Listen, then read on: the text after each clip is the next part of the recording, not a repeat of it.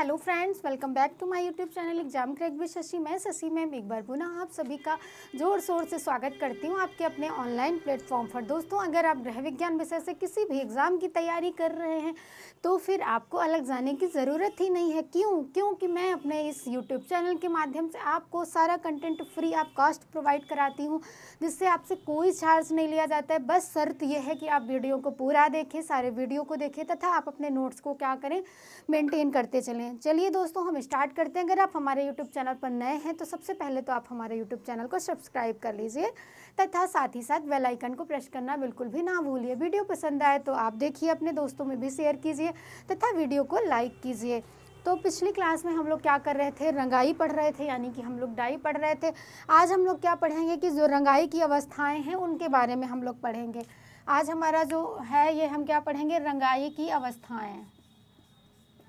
रंगाई की अवस्थाएं की मतलब कौन कौन सी अवस्थाएं हैं जिसमें हम कपड़े को क्या कर सकते हैं, रंग सकते हैं, डाई कर सकते हैं।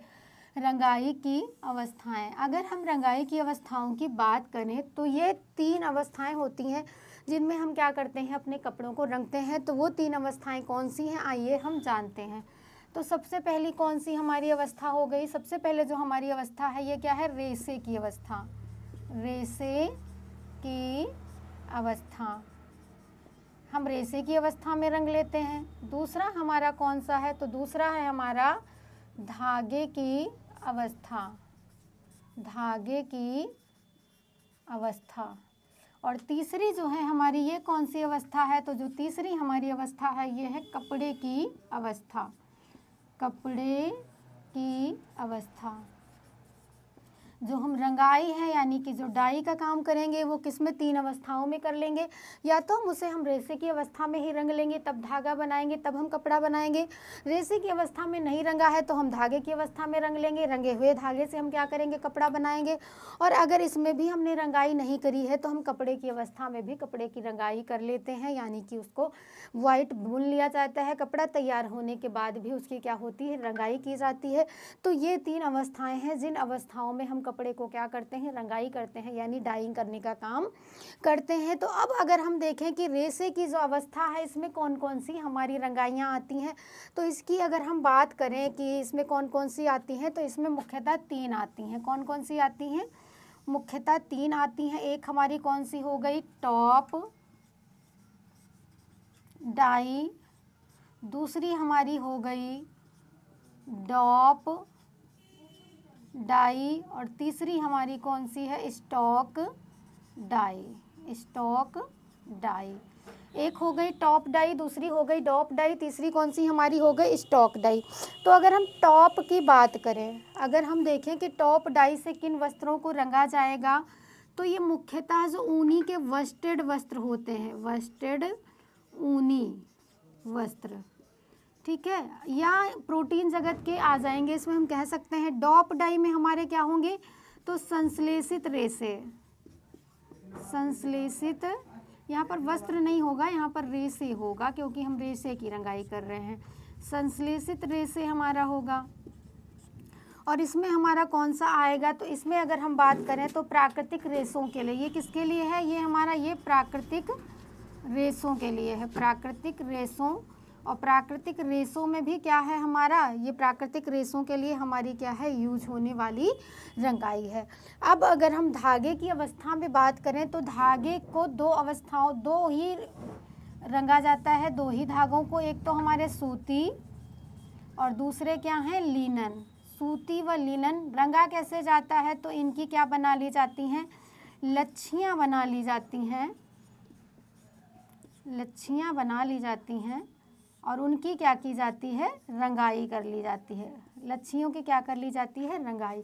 तो धागे की अवस्था में किस किस की रंगाई होती है, या तो सूती की होती है या तो लिनन की होती है। होती कैसे है, तो उनकी लच्छियाँ बना ली जाती है और उन लच्छियों को रंग में क्या किया जाता है, डुबो दिया जाता है, जिससे हमारा जो लच्छी है वो क्या होती है, रंग जाती है। अब हम बात करते हैं कि हमारे जो कपड़े की अवस्था है इसमें कौन कौन सी डाई का प्रयोग किया जाता है। तो अगर हम कपड़े की अवस्था में बात करें तो इसमें बहुत सारी डाई होती हैं। कपड़े की अवस्था में कौन कौन सी डाई आ जाती हैं, तो सबसे पहले की अगर हम बात करें तो एक हमारी हो गई जिग डाई। जिग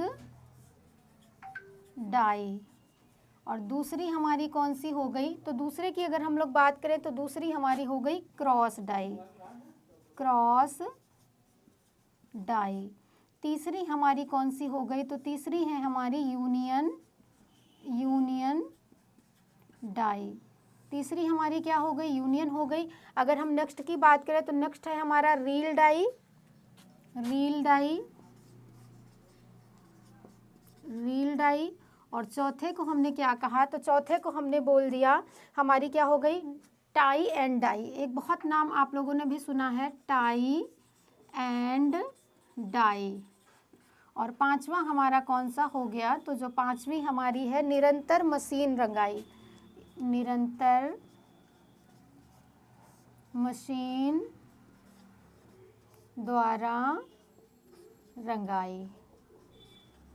कपड़े की रंगाई में हमने क्या देखा, बहुत सारी प्रकार की डाइज होती हैं। सबसे पहले तो jig dye, cross dye, union dye, reel dye, tie and dye, निरंतर मशीन द्वारा डाई या रंगाई, एक ही है बात है, ये हो गया। तो इतनी तरीक़ों से हम क्या करते हैं, अपने कपड़े को रंगते हैं।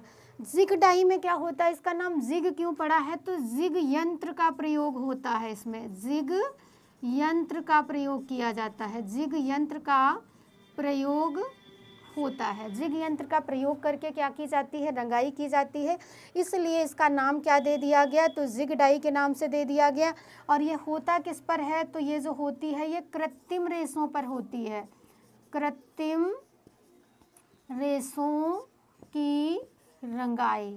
अब कृत्रिम में कौन कौन से आ जाते हैं, सबने पढ़ रखा है, कृत्रिम रेशों की रंगाई।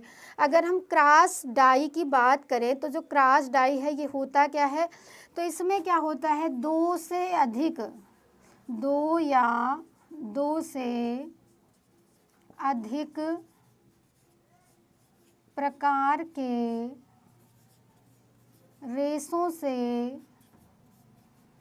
बने कपड़ों पर कपड़े की रंगाई। दो या दो से अधिक प्रकार के, दो या दो से अधिक प्रकार के, जैसे कि एक हमारा क्या हो गया, सूती भी है और उसमें लिनन भी लगा हुआ है, सूती और लिनन। तो उन दो रेशों से हमारा कपड़ा बुना हुआ है, उसकी हमें रंगाई करनी है और लुक भी कैसा देना है कि अलग अलग लुक आए।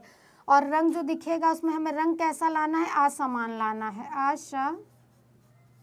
असमान रंग लाना है, ठीक है, कि हमारा थोड़ा कपड़ा कहीं हल्का दिखे और कहीं डार्क दिखे, क्योंकि दो टाइप का रेशा होगा तो कलर एक जैसा बिल्कुल नहीं चढ़ेगा।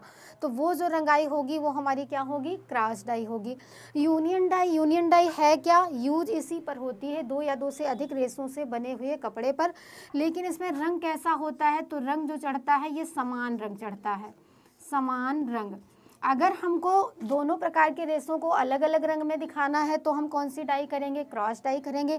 लेकिन रेशे तो अलग अलग हैं, लेकिन रंग हमको एक समान दिखाना है तो हम कौन सी डाई का यूज़ करेंगे, तो हम यूनियन डाई का प्रयोग करेंगे। अब बात आती है हमारी रील डाई की।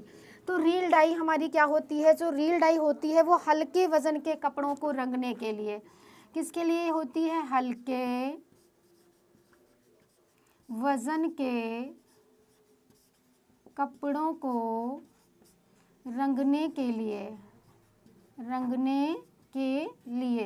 तो किस हम डाई का प्रयोग करेंगे, तो रील डाई का प्रयोग करेंगे। अगर वज़न हमारा क्या है, हल्का है कपड़े का, उसको हमें रंगना है तो हम कौन सी डाई का प्रयोग करेंगे, तो वो हम वहाँ पर रील डाई का प्रयोग करेंगे।